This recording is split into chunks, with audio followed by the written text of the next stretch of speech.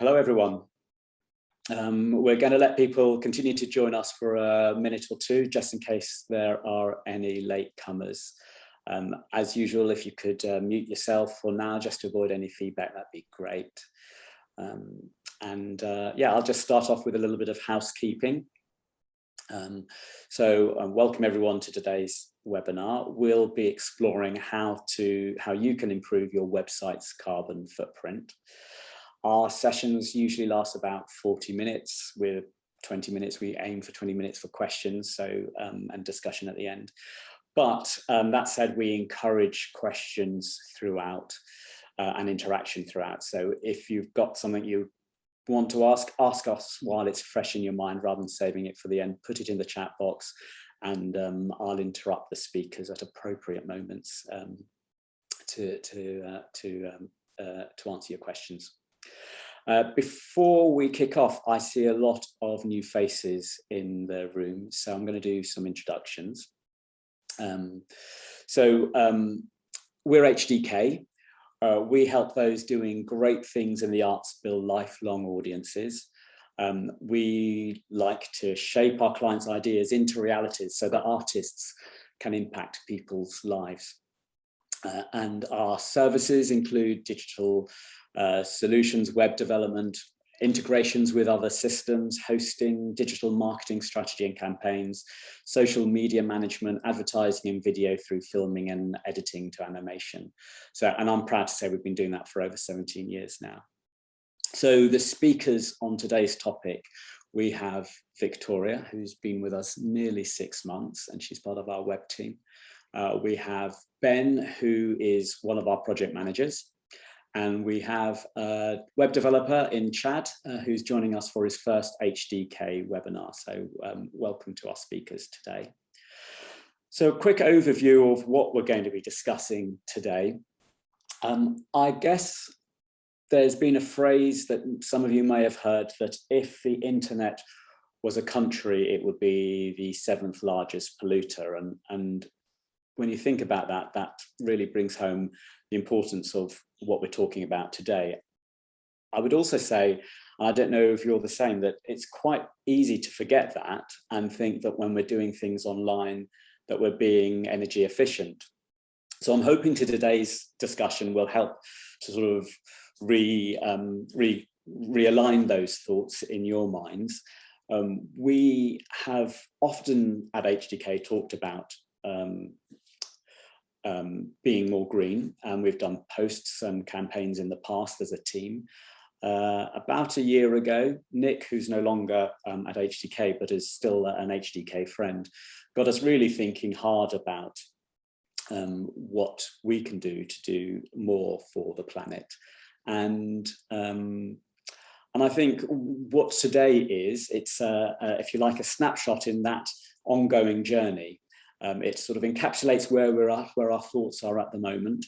And part of that is very much sharing with as many people, our clients, and with you in the room today, and the thoughts that we have to help us all reprioritize, make the right choices about how we make our websites more green. So we're going to cover 3 basic points. How do websites have a carbon footprint? So if you've never thought about this, this is the perfect introduction. How to measure your website's carbon footprint, and then tips on how to make your website more eco-friendly. Now, there's a lot to cover, so I don't want to waste time with the housekeeping anymore. I want to hand over to Victoria, who's going to start off with those introductions. Perfect, thank you. Hi, everyone. So I'd kind of like to start and just dive straight in by giving you a couple of facts from The Conversation, which is an academic research community dedicated to writing about important topics such as the one we're going to talk about today. So they estimate that there's around 5 billion internet users with 30 billion connected devices, which kind of means that potentially in the next 3 years, the internet will account for 20% of all electricity consumption, which is why it's time we really need to start thinking about our digital carbon footprints and how we can improve our digital processes. So I'd kind of like to just say, like, our new way of working with digital technology has created endless opportunities for us as artists, marketers, developers, designers, to create incredible websites and marketing campaigns for our clients and for our own projects. But with today's increasing use of digital platforms in all aspects of life, we need to think about how our processes could be more sustainable without compromising our ideas. So this is especially relevant and in line with the recent climate summit and our collective desire to instigate change. So I guess the first step is setting an intention, or setting your intention to improve, and inform yourself of your own habits. So we're working together at HdK to evolve our practices and create more sustainable solutions. These actually include reviewing other third-party platforms such as sustainable analytics, which Ben will be elaborating on later in the talk. So to kind of overview again what we'll be speaking about, I want to start by speaking about reducing your carbon debt. So we can't stop using the internet. So how can we reduce energy consumption or our carbon debt, essentially? So we need to consider basically what processes are carbon hungry and try to adapt accordingly. So as an example, is it necessary to have an autoplay video on your homepage, or could this be handled by the user's request to view the content?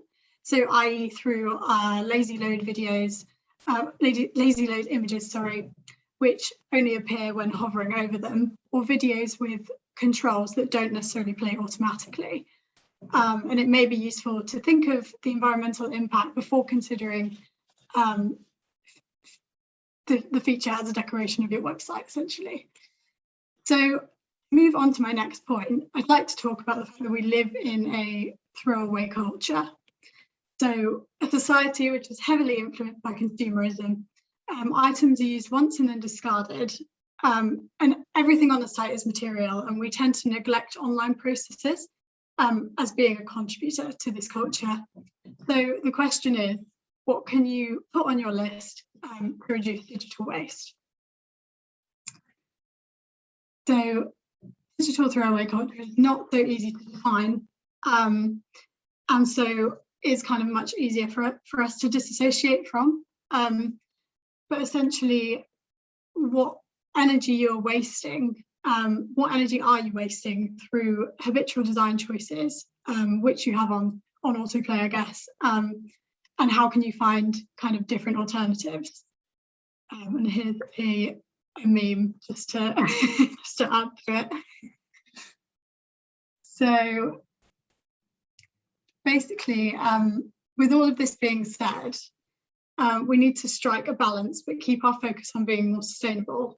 So I'm going to pass you over to Chad now, who's going to discuss infrastructure and language of the web.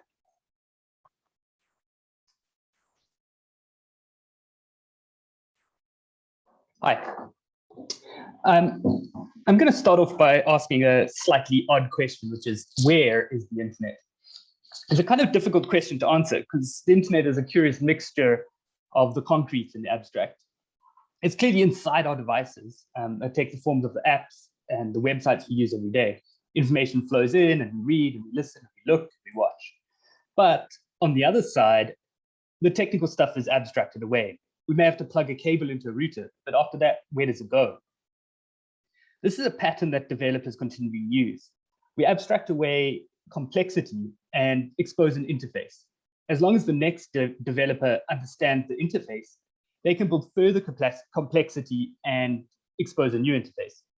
This builds up a chain of complexity and interfaces. Think about the way that the websites you may work on work. The end user looks at a picture, clicks on buttons, and that's an interface which you've created in, say, for example, a WordPress theme. And it hides the complexity of that process away from them. Your developer created that theme and interface while abstracting away the WordPress core, and so on down the chain until we finally reach electrons in wires. It makes for an exceptionally efficient system, but for us nearing the tip of that chain, it becomes impossible to answer a question like, where is the internet? It feels abstract, and so we use it like it's abstract. There's a great article on The Verge, and we'll be linking that in a handout and on our site after this seminar, where the author John Ziza walks us through a history of the metaphors we've used for the internet. His central point is that we have to use metaphors to talk about the internet, to harness the complexity of it, from cyberspace to information highway to more common terms like web and surfing.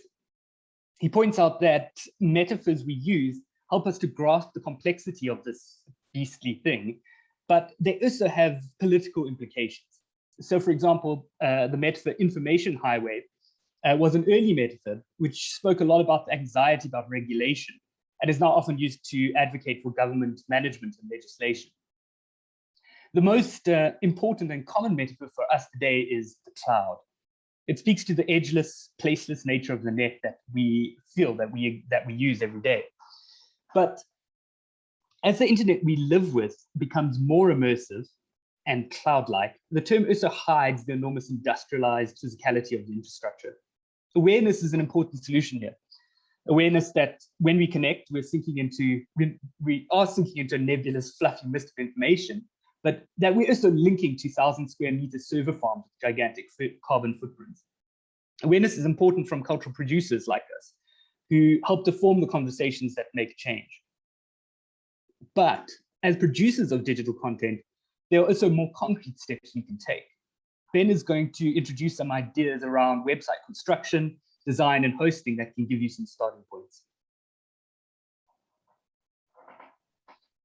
Thank you very much, Chad and Victoria.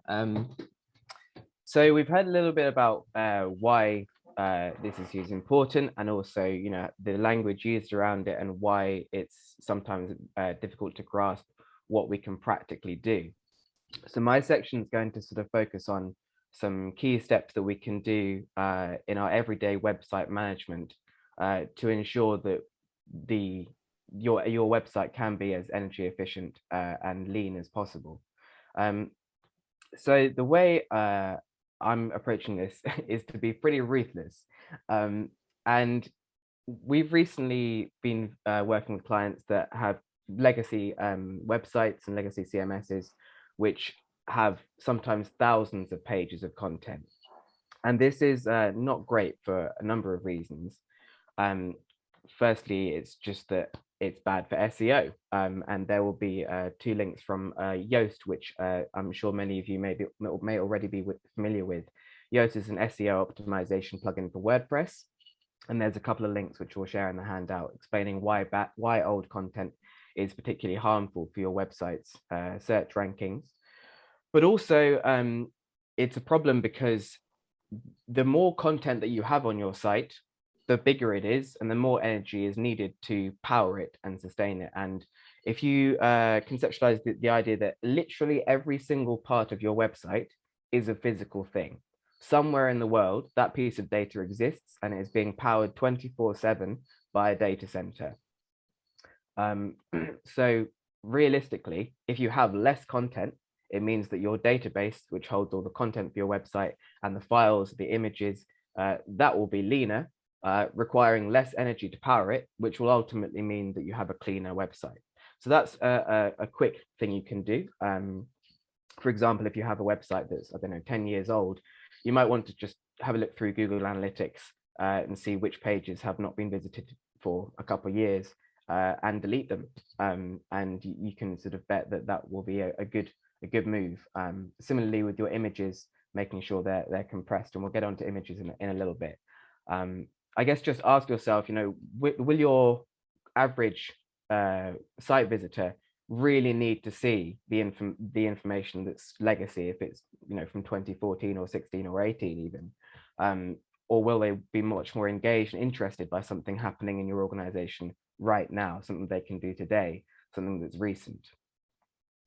If you are going to use the website as an archive, I'd actually encourage you to look at dedicated systems for this. So for example, if you're wanting to capture customer data, you might look at a customer relationship management system, which is a CRM, or even something, look at if it's based around a collection of things or items or objects. A lot of people tend to be using the websites as an archive, and you could look into custom databases for that. Again, going back to the idea that does the average internet user need to see your entire 15,000 long collection, or are they going to be interested in just your key items? So that's sort of changing the thinking around your content. Another thing you can do very easily is insist that your developers use code minification tools. And I've got one here that I'm going to just demonstrate for you. So essentially, your website, every website, in fact, is made up of a collection of files. And one of those files is something called CSS. And that is the piece of code that tells the browser how to make the website look. And sometimes these files can be 3,000, 5,000, 10,000 lines of code long. And the computer has to read every single line of that code and then push it out so it looks nice and pretty. The problem with this, though, is that the longer the file is, A, the longer it takes to load, and B, the more energy is consumed to read the file. So ultimately, if the file is smaller, less energy is used. And so you can use something called a code minification tool.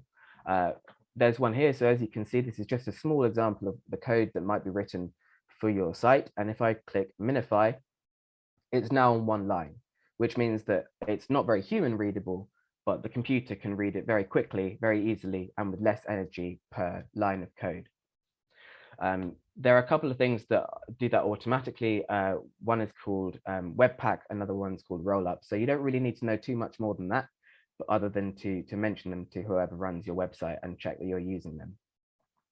Another thing to consider, going back to the idea of checking your content, this isn't a very practical solution, but I'd like to demonstrate this website. This is an online Zine called Branch, which is part of Climate Action Tech. And this website actually is powered, well, it's powered by energy, but it's also linked into the national grid. And you can see different versions of the site depending on the amount of energy that's being used at one point in time. So at the moment, I think it's on medium. So if we switch it to low, this is assuming that it's the low amount of energy is being used on the national grid at the moment. You'll see that all the the colors are slightly different and the images are there. But if we switch it to high, they actually stop serving images. And that's because images can be quite heavy files, which can consume a lot of data, both on the server end where your website is stored, but also delivering that to the user, because the browser has to go and get the image from the server and then deliver it so that you can see it. So like I said, this isn't a particularly practical solution, but it's a really good website to demonstrate how images can be quite a heavy burden on your site. The same thing with videos, actually, as Victoria mentioned earlier, making sure that your video files are compressed before you upload them, and are also not auto-playing, because then it's having to go and get the video source from the server when it doesn't necessarily need to. And just to put that into context, I've got a little statistic which I'd like to read out for you, which is that the video Despacito on YouTube, based on the current composition of the world's electricity population and the level of emissions from the average data center, that song's carbon footprint on its own is roughly the equivalent of the annual emissions of 100,000 taxis. So that kind of blew my mind when I read that, and just sort of demonstrates how just a song, a video can really greatly contribute to the carbon impact. Images have come up a few times now, so I'm going to pass back to Chad, who's going to talk a bit more about next-gen image formats, what they are and how you can use them. So as Ben's mentioned, images are one of the the biggest users of of energy, right? So every website has hundreds of images, and they're necessary to make our websites look great, but basically they also take up the most space, except for videos, which are huge. Images are the biggest culprit.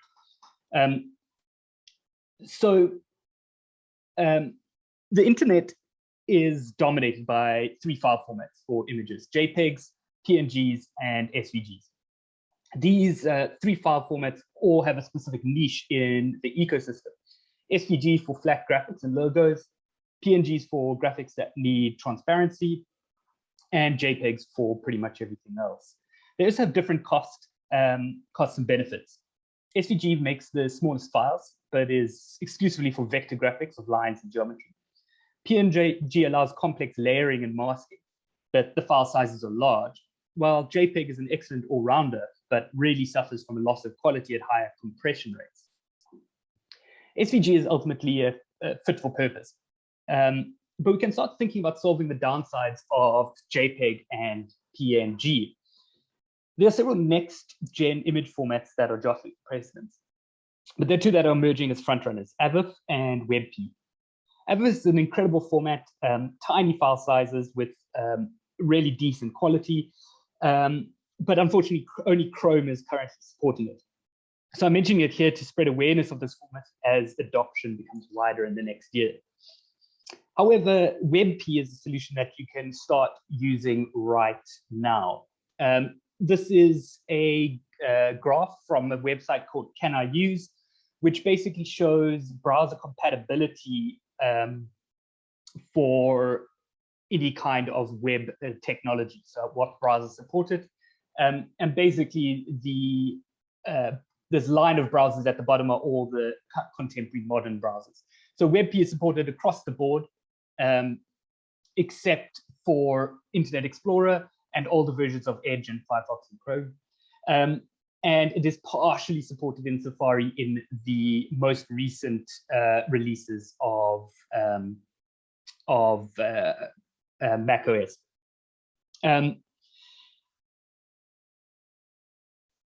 WordPress 5.8, which is the most recent version of WordPress, also supports WebP out of the box. So, and if you're using other website builders like Squarespace or any of those kinds of, they also support WebP.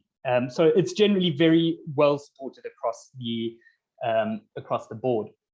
I'm going to quickly show you this app here called Squoosh, which is a converter for WebP. So we can just take a look at the quality. By the way, this app is great, and I actually use it to do a lot of conversion between formats, because it shows you your original file on the left-hand side and your gives you a whole lot of different formats. But I'm going to just set that to WebP. And then it gives you a ratio, a compression ratio. So what's the file size compared to the original file size. So our original 2.7 megabyte JPEG has been compressed down to 700 megabytes.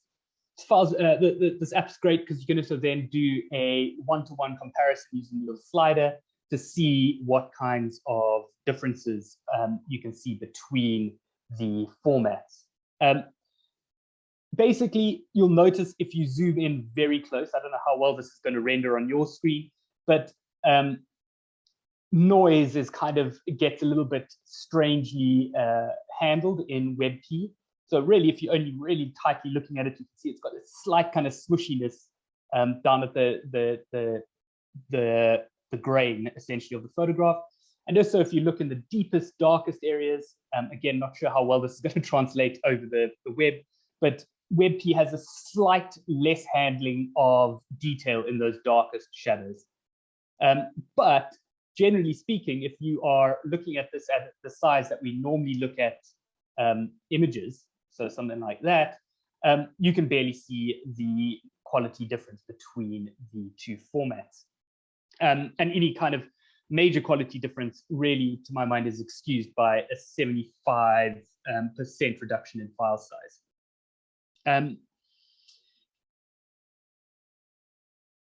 If you're a Photoshop user, bad news is Adobe's a bit of a granny with supporting next generation image formats. But there is a plugin that will enable you to open and save WebP images in Photoshop. It's developed by Google, so it's pretty safe and reliable. Again, we'll link to that. And if you're into open source, GIMP has supported WebP for years. If you are needing to continue to support users on Internet Explorer or older versions of Safari, you can chat to your developer about progressive enhancement with these next-gen image formats. So you can talk to them about things like source sets, where there's different images that are served to clients depending on their browser's compatibility. If you work with WordPress, there's a whole bunch of plugins that will also go and convert all your legacy content into WebP formats and serve that. So that's a nice, easy one, which you can do. It's literally plug and play, and it takes a little while. It has to go and process all the images, but it will then serve these next generation formats. So maybe at this point, it might be useful to ask any questions that are coming up before I pass back over to Victoria, who's going to look at how we can measure our footprint directly.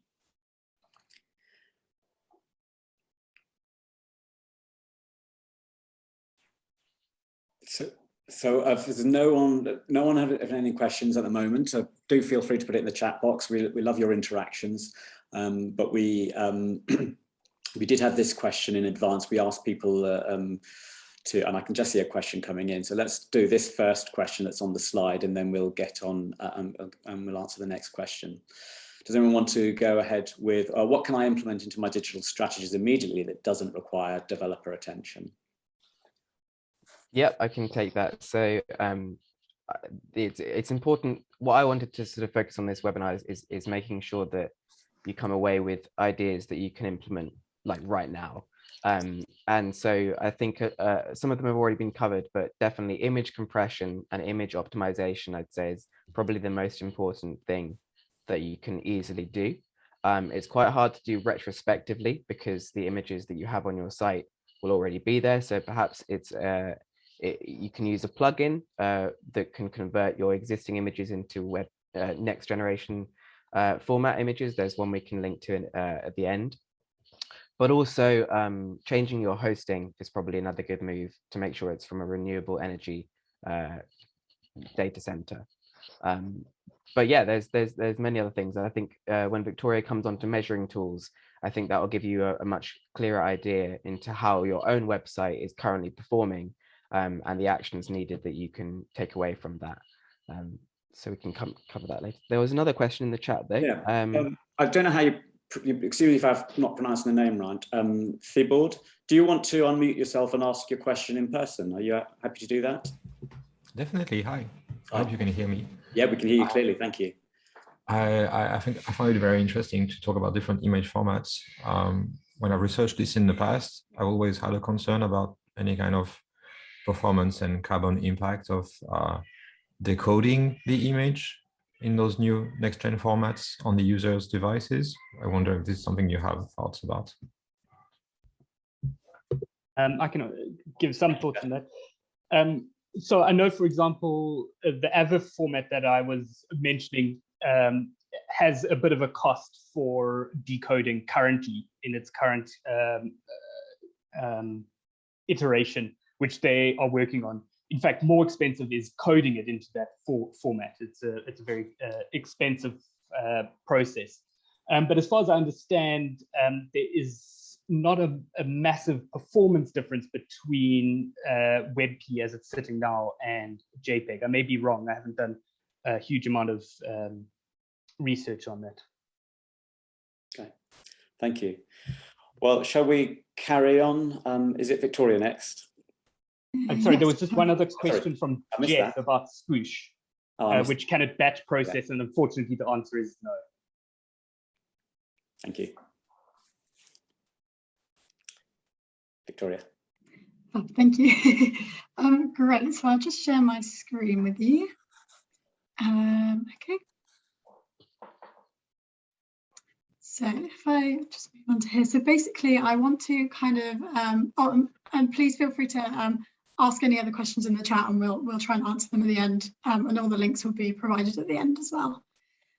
So basically I wanted to kind of talk about how you can actually measure the carbon used or energy used on your site. So to start with, I'd like to show you a website called Website Carbon. If I just go into here, and I will use, I don't know, I'll use Amazon as an example. And I'll basically just show you how you can see. So basically you can see here that Amazon's website is not the cleanest cleanest website.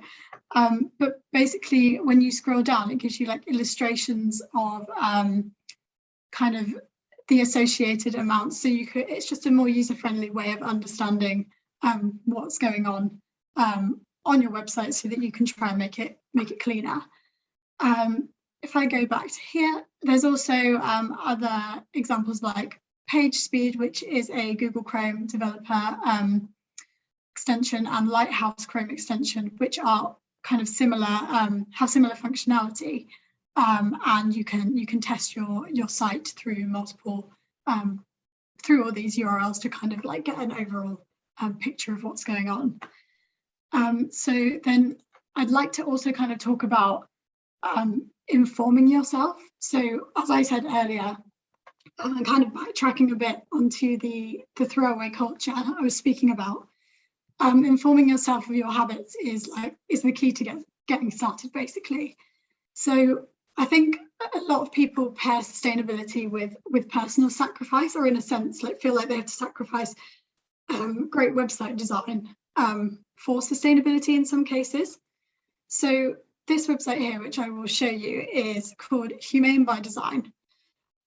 It's a platform that focuses on user well-being and sustainability across a range of topics, and it offers guidance for how to create the best version of your website by including sections on inclusivity, how to respect people's experiences, and empowerment, and which are all things which will help to boost the platform's sustainability whilst not kind of compromising well-being. And I think it's kind of important to have this, because people are more likely to be eco-conscious about the site, and about developing and designing eco-conscious sites if it's flexible to their needs, and also it falls into accessibility, which is perfect. So I suppose thinking about user experience is a very good way of aiming to create a more sustainable site, because you are just creating a website which is open to a more diverse audience, which is obviously going to be great. So I guess it's also similar to Branch, which Ben was talking about earlier, in a way, by or the idea basically of not compromising your design for sustainability. And I think, yeah, these are just two really good examples for reference. So I guess we also need to kind of be willing to accept that things are changing, and that we should be adaptable to better our processes, essentially. So now I will pass you back over to Ben, who's going to talk a bit more about technical solutions you can kind of put in place. Before we do that, Victoria, I wonder, do we want to invite Ray to ask, Ray, do you want to unmute yourself and ask your question at this moment before Ben takes over? Sure, of course, thanks. Well, I mean, it's basically about video. As much as we can work on reducing other stuff, I do think that video is one of the things that has the most environmental impact. So I was just wondering if there's any equivalent to WebP, or amongst the formats that one would use. I'm thinking MP4 or other formats that there might be. Which one works best? Which one uses less energy? And then I was wondering about hosting. Is there any benefit in hosting a video and then embedding it? If you host it on YouTube, do they handle their content in a better way than, for example, if I had it with my hosting provider and it was actually there in the server? That's a great question. Chad, do you want to take a stab at the first bit? Yeah, so interestingly, as far as I understand, both WebP and Avif, which I mentioned, are using video-based codecs for their compression. And I think video is always a step ahead in terms of compression out of necessity, because their files are generally a lot bigger. So as far as I actually understand, formats like AVI, which is very good with compression, but I even think that just generally MP4 is highly efficient in terms of compression. I think the bigger issues with video is how much content and the size of that content. So what kind of, if we delivering HD videos, it's, regardless of the compression, it's going to be a much, much bigger file. And again, the length of the video that we're supporting. I think Ben, though, knows a little bit more around video hosting. Ben, do you want to grab Yeah, that? thank you. Yeah, so I agree. It's a very interesting question. I think so. We tend to tell our clients to use YouTube for video hosting. This is primarily because it's YouTube and they have the largest infrastructure and most well supported for large scale video delivery. Also, because they're part of Google, they are powered by renewable energy, or they're trying to be carbon, I think they're trying to be carbon free by 2050, and they went carbon neutral in 2008. I'll have to check that. But they are making a conscious effort to use sustainable energy for that. In terms of hosting it on your server, it kind of depends what server you're using and what your hosting plan is. So the reason being is that, yes, in short, the journey that the server has to make to deliver the video would be shorter if it is existing on your server, because if it's not on your server, it has to go find it. So it has to go to YouTube, find the embed code, and then bring it back to your browser for the viewer to see. So that in itself takes energy. But the question then is that less or more energy than it would be to take it from your own server? And in the long term, if your server doesn't use renewable energy, for example, and YouTube's does, is that going to offset? So I think there's some maths that you'd have to do there, and it could get quite complicated. So that's kind of the stance that we take at the moment, but it's completely up to you. And I think it would be best to consult either your developer or your hosting provider about hosting videos on your own server. Shall we, thank you for that, Ben. Shall we hold on for Mark's question just now, unless you particularly want to answer it? And then we've just got one more of the sort of the pre-planned bit, and then we can go into more questions afterwards. Sure. Thank you. Yeah. So just tailing off the back of Victoria's question, Victoria's section as well, in terms of having a sustainable and accessible website. I think a lot of the work that we do as project managers, as well as defining user journeys and making sure that they're clean and simple and easy. And just to sort of demonstrate this, if you imagine that it's going to take me 5 clicks to find the About Us page on a website, and now you're going through a redesign process, and suddenly it takes you 3 clicks or 2 clicks, the clicks needed to go and load each one of those pages, just by reducing that user journey, you've already saved some energy by not having to go and deliver the page to that user if they can't find it. So it's just practically thinking about how accessibility and sustainability kind of go hand in hand. So I'm going to share my screen again. And also, just give me 1 second, talk about, so we talked a lot about websites, images, videos, content, and generally the message is the less is the better. Make it clean, make it accessible, make it usable. So I'm actually going to think about stuff that's outside of your website, and one of those big things is emails. So I'll give you another statistic. In 2019, 158 billion spam emails were sent, which is 55% of all email traffic in that year. Each message has an average carbon footprint of 0.3 grams of CO2, which means in just that year alone, there were 50 million tons of carbon dioxide emissions generated through emails, through spam emails. So my takeaway here is just consider how many emails you're sending out to customers, to clients, to whatever, and making sure that there is a need to send each email. A practical thing you can do is making sure that you've deleted email from older years. I think Hans has several thousand emails that he's going to go and delete after this webinar. As we've also touched on hosting, consider changing to a green web hosting provider. We've been using green energy for a number of years, and you can find a list, the Green Web Foundation, I think it's here, hosting directory, and there is a list of all the green energy providers for websites that you can take a look at. If your website's hosted with us, you can get this little badge, which we'd be happy to put on your footer if you'd like us to. So that's just a little perk, and it can also go a long way to educating other people about how important web sustainability is to the climate crisis.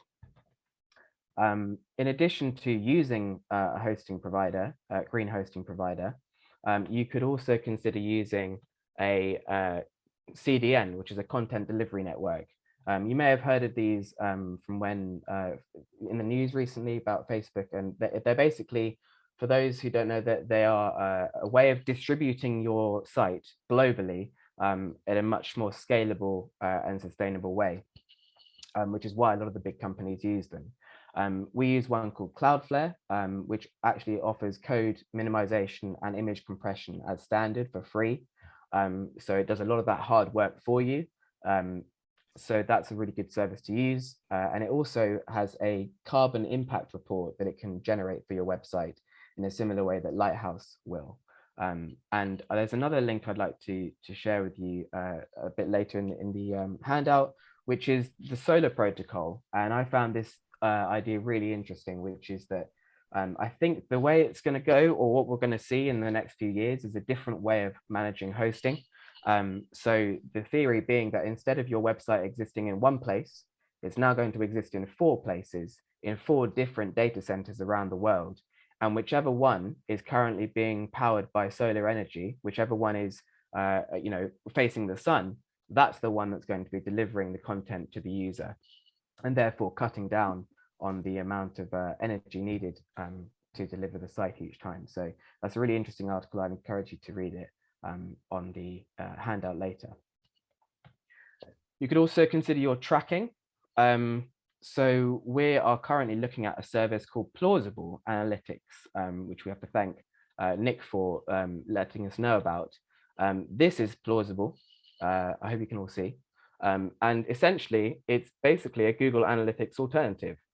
The reason we brought it up today is because we've noticed that we tend to give Google Analytics as standard to our clients, and it's a really important analytics tool. I'm sure a lot of people use it, but the things it can do sometimes are very, very complicated, and it takes a lot of effort to look at in depth.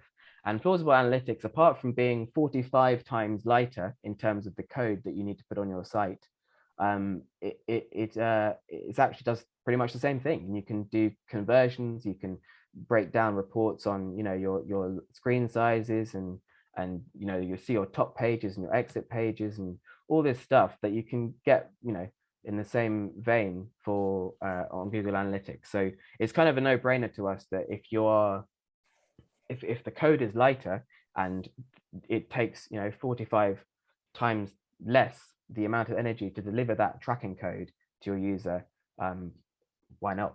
So we'd be interested to hear your thoughts on that at the end, because it's something we're looking to do for our clients. Just to go back to the presentation. And the reason, the reason I wanted to flag tracking and analytics is because, one more statistic for you. In 2020, it's estimated that 4.48 billion people were receiving 7.4 trillion banner ads, which means that online advertising in itself consumed up to 160 million tons of CO2 to produce all those ads, all those pop-ups, all those little notifications that we hate to see. those all would create energy, and are an important factor that you can mitigate if you don't have any need for advertising. Of course, if you do have any need for advertising, being mindful that you're advertising to selected users and making sure that you're doing it in a way that's not wasteful, essentially. So the last thing you can do is inform yourself and others. You've had a lot from us today, and hopefully you've got some practical steps that you can take away and implement on your website. We're of course here for any other questions, and we're only an email away.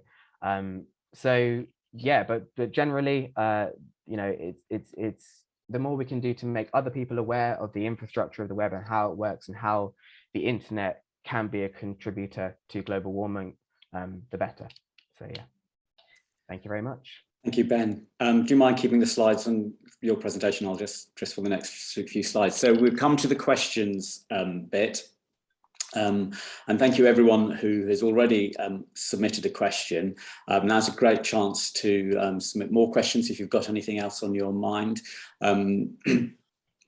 We've got Mark, a question from Mark. Mark, are you happy to unmute yourself and share your question? Yeah, sure. Hey, everyone. Thank you. Yeah, I was just wondering, I've noticed recently, like, I think Facebook's done it, Twitter's done it, and LinkedIn did it recently. Everyone seems to have a dark mode now. Is this something that saves, energy, and would you recommend like adding it to your site as kind of like a way of reducing your carbon footprint? Yeah, and kind of like, sorry, adding on to that question as well, does that have like any implications for like accessibility of a website if you kind of have a dark mode? Does that change the contrast or anything in a negative way? That's a very, very good and valid concern. So I think Chad's probably more of an expert on this, but I'll have a stab at it first. Dark mode, yes, generally consumes less energy because it's not producing lighter colors. In terms of accessibility, you would just have to check that the colors that are being rendered out by dark mode are compatible with the Web Content Accessibility Guidelines. And we did a webinar about that 2 months ago, I believe, which is available on our website. So in terms of adding it to your site, that's the bit I think Chad is probably better suited to comment on, because I'm unsure whether it's better to have in your site or whether that can be just achieved through the browser tools in the same way that you can have accessibility setups.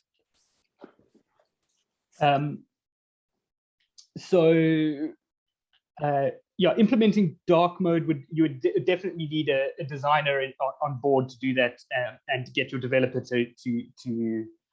to work that through, just so that you do get that correct contrast ratios and things like that. So it is, there isn't an out of the box solution that you can just turn on. Yeah, I think if you've got the resources to implement something like that on your site, I think it's a great idea. I think it makes you look trendy as well because everyone's doing it. But actually, I think it is really nice feature, and a lot of phones now, for instance, are automatically detecting whether a website has dark mode available and will then switch automatically to that mode and stuff like that. So it's quite nice. The only caveat is that it's not more energy efficient on all screens, but the kinds that we use on our phones definitely the dark screen is more energy efficient. Cool, thank you. Yeah, it used to seem uncool at one point to have a dark website, but it's good to see it sort of coming back in fashion now. Yeah. That's really true. Yeah, I just think we've all spent too many times on the screen, really. Yeah, necessity. Thanks. Thank you, Mark. So we also had another pre-prepared question on the next slide, I think. What are some of the most energy intensive features you find on websites? Who's going to answer this one? Auto-playing videos. Yeah. That's a big one. Things that are not using lazy loading. For lazy loading is basically if it's not on your screen, it's not being loaded. So it means when you scroll down, it's not there until it actually needs to be there. I guess endless scroll, that's quite a bad consumer. I'm not sure if you've seen those websites that just go on and on and on forever. That's endless scroll. yeah, those are the common ones I've seen. But I guess it's very fashionable at the moment to have those videos those videos that automatically play, and that's what you were referring to, was it, Ben, at the beginning, those autoplay sort of videos? Well, I think it's just, yeah, it depends on, again, it depends on the length of video and all that sort Yeah, of stuff. But yes, it's exactly that. If you have a video that's 20 minutes long, it's going to autoplay and then loop. Just be mindful of that. Yeah, I've got a question for people in the room as well. Picking up on Ben's introduction to plausible, that sounds to me like an obvious thing to try. How many of you in the room, and please just for sort of casual answer in the chat box, would be prepared to swap over from, say, Google to plausible? Ben, does it have a cost associated with it? It does have a small cost, but again, the other thing we're looking at is that it's open source, and so if it's something that a large majority of our clients are interested in, then we'd be open to sort of using it ourselves and having it as an available service, rather than having to pay plausible for it. But equally, we don't want to do a nice company out of business, so that's why we wanted to flag that it's there, and see how people feel about it. Yeah, so yeah, just put a sort of a yes or a yeah, I would, in the chat box, if that's something that you would maybe talk to your developers, if you've got other developers, or if you're one of our clients. It'd be just great to have some sort of straw poll, unscientific sort of feedback on that, because it's something that we've just been exploring recently, and yeah, we're keen to try it out. And while you're doing that, I think I see another question from Emily. Yeah, and I had a direct one as well. I don't know if Emily wants to. Should we do Emily's first? Yeah, Emily, do you want to unmute yourself? Are you happy to ask your question? Hey, hi. Really interesting to hear all of this today. I work in the arts and culture sector, and I'm often working with resources, PDFs, video content, all kinds of things that are submitted by my teams or kind of external partners of different expertise levels, I guess, in terms of design and export and keeping that low res. So we're trying to shift away from just sticking lots of download buttons on the page and make sure that content's built into a native sub page that picks up on SEO, and it just makes our user journey a lot cleaner. But I'm wondering now if having endless sub pages and lots of extra content is going to overload our site and make us less less sustainable and eco-friendly, all of the things we talked about today. What do you have any steer on kind of download over things living behind a button versus being a web page? That's a really interesting question. I'd say it really depends on how many pages you're planning on doing it. If you say endless, that doesn't fill me with hope. Yeah. But equally, PDF downloads, again, it's a file which will have to be on a server. So if your PDFs are small and lightweight, then I'd say probably no problem. It's probably better that they're hosted there. But equally, if it's more SEO beneficial to have web pages, I'd say create the web pages and then make sure that they're deleted when they're not needed, or the appropriate redirects are set up so that you don't lose that SEO bonus. Without knowing a bit more about your organization, it's quite hard to comment on that further, but generally I'd say it's just down to how you want to. I'd actually encourage you to look at Yoast and how they've got lots of articles on SEO, and they might have something on PDFs versus web pages, but it depends on your needs. And for example, if it's an application form, PDF's probably a good way to go, unless you want to set up a contact form. There's really lots of options that you could consider there. Sorry, that's not quite helpful. No, it is. I think it's partly like quality control on my side and making sure that the files that go up are low res.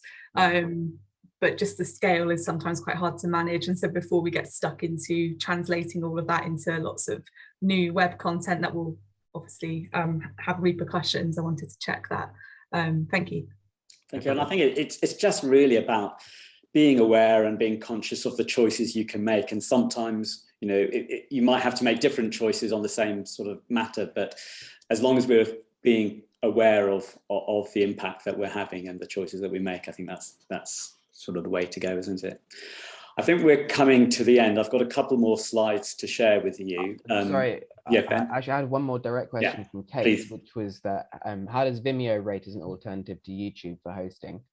I would have to check this because it was a while since I had a call with Vimeo. But the last time I spoke with them, they didn't say, they said that they didn't have any green initiatives that that person was aware of, and they, as far as I know, do not use renewable energy hosting. That may have changed because it was a couple of months ago since we worked on a project that used Vimeo. So we'll have to check that, but that's my knowledge at this point in time. Great, thanks for that, Ben. We're going to come to the end, and we're going to share some links from today's session as well at the end. While I just go over these last few slides, if there are some takeaways that you think that you can implement, that you want to try out for yourself, it'd be great for you to add that into the chat room, just so we've got some feedback on our content today.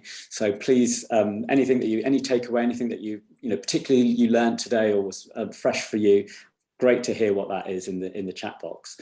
And while you're doing that, let me just tell you about some future webinars that we've got planned.